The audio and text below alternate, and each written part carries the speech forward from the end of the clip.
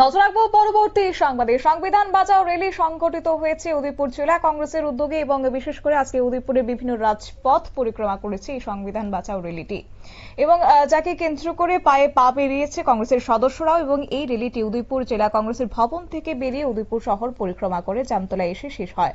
বক্তব্য রেখেছেন অবশ্য জেলা কংগ্রেস সভাপতি টিটন পাল। কি জানিয়েছেন তিনি, শুনুন। সেখানে পিছপা হবে না, সেটা পরিষ্কার। সেখানে আমাদের ঘোষণা। আমরা জানি ভারতীয় জনতা পার্টি প্রতিনিয়ত আপনারা দেখছেন দেশের মধ্যে কিভাবে সেখানে অস্থিরতা সেখানে তৈরি করেছে। আমাদের ভারতের সংবিধান কি বলেছে?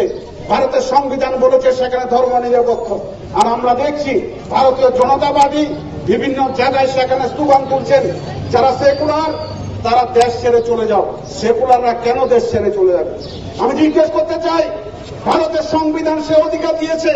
আজকে এই সবাই দাঁড়িয়ে আমরা সেই সমস্ত যারা এইভাবে চিৎকার করে বলছেন সেকুলাররা দেশ ছেড়ে চলে যান, আমরা বলতে চাই সেকুলাররা দেশ ছেড়ে যাবে না, সেকুলাররা দেশে থাকবে।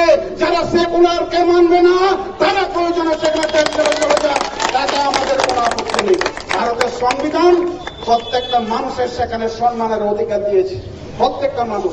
আজকে আমরা দেখছি ভারতীয় জনতা পার্টি সম্পূর্ণ পরিকল্পিতভাবে সেখানে বিভিন্ন সম্প্রদায়ের মধ্যে বিভেদ তৈরি করার সেখানে ষড়যন্ত্র করছেন।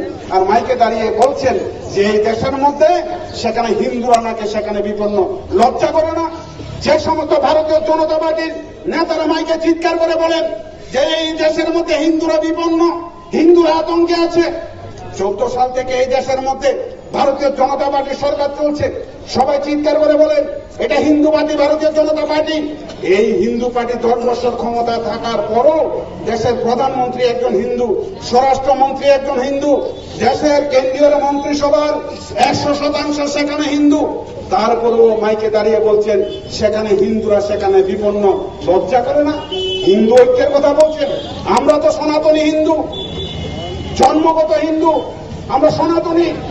হিন্দু ঐক্যের কথা বলছেন, দিনের বেলা স্লোগান দিচ্ছেন শহরে দাঁড়িয়ে, মাইকে সেখানে বক্তব্য রাখছেন, আর সন্ধ্যার পর জয় শ্রীরাম বলে হিন্দুর বাড়ি ভাঙছেন, হিন্দুর বাড়িতে দেবদেবীর প্রতিমা ভাঙছেন, হিন্দুর বাড়িতে ঠাকুর ঘর চালাচ্ছেন। তার জবাব কে দেবে বলুন? কে দেবে?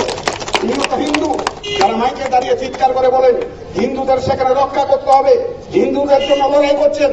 আমিও তো হিন্দু, আমার গাড়িটা 4 বার ভাঙা হলো কেন? কারা ভেঙেছে?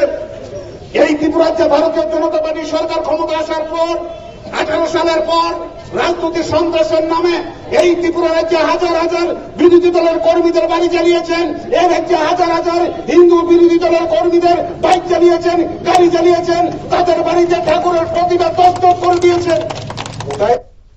আপনারা শুনলেন জেলা কংগ্রেস সভাপতির বক্তব্য। একই সঙ্গে আজকে এই সংবিধান বাঁচাও র্যালিতে অংশগ্রহণ করেছেন প্রদেশ কংগ্রেস সম্পাদক কমল দেওয়ান, ওবিসি ডিপার্টমেন্টের রাজ্য সহ সভাপতি প্রহ্লাদ ঘোষ এবং পাশাপাশি আজকে বক্তব্য রেখেছেন প্রদেশ কংগ্রেসের সাধারণ সম্পাদক মিলন কর এবং উপস্থিত ছিলেন কংগ্রেসের কর্মী সমর্থকরা। নিয়ে নিচ্ছে ছোট্ট একটি বিজ্ঞাপন বিরতি, সঙ্গে থাকুন।